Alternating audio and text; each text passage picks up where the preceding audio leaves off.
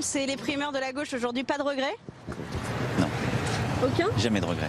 Arnaud Montebourg s'élance dans la course à la primaire en jouant sur les symboles. Le cadre, une péniche sur la scène baptisée Rosa Bonheur. Si François Hollande décidait d'outrepasser la primaire, de se présenter au suffrage universel des Français contre la primaire, ce serait la fin, la destruction finale du Parti socialiste.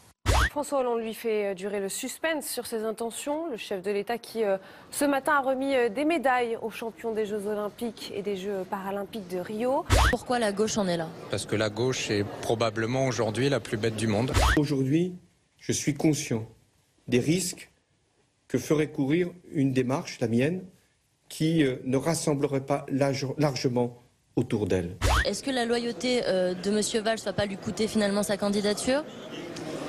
Je ne peux pas spoiler le dernier épisode.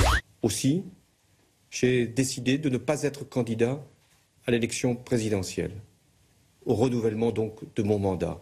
Il a lui-même fait état de son bilan, de la situation de la France et de tout ce qu'il y a fait, avec aussi l'état des échecs relatifs et de ses regrets.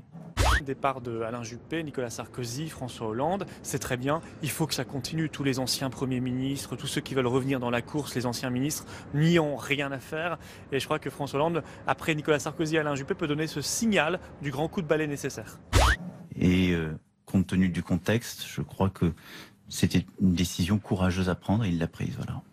À droite, François Fillon loue, lui, la lucidité de François Hollande. Ce soir, le président de la République admet avec lucidité que son échec patent lui interdit d'aller plus loin. Je ressens évidemment d'abord l'homme qui, dans son plaidoyer, était émouvant. Mais il a pris là une décision qui, je crois, était sage, elle était difficile, mais réaliste et empreinte de lucidité. Je ne veux pas faire le commentaire sur la personne, c'est un énorme aveu d'échec. Et je crois qu'il ne faudrait pas que ça fonctionne comme une amnistie pour tous ceux qui ont participé à cet échec. C'est une décision évidemment éminemment respectable. Elle ouvre la voie au Premier ministre qui avait jusqu'ici beaucoup joué des coudes pour en arriver là. Et c'est ce qui va se passer puisque la suite logique, c'est la démission de Manuel Valls et la candidature de Manuel Valls qui devrait intervenir, je pense, dans les prochaines heures. C'est les Français qui en voulaient plus. Voilà, les Français, ils le disaient à travers le sondage, ils le disaient de différentes manières, ils le disaient sur les marchés, ils le disaient entre eux, ils en voulaient plus.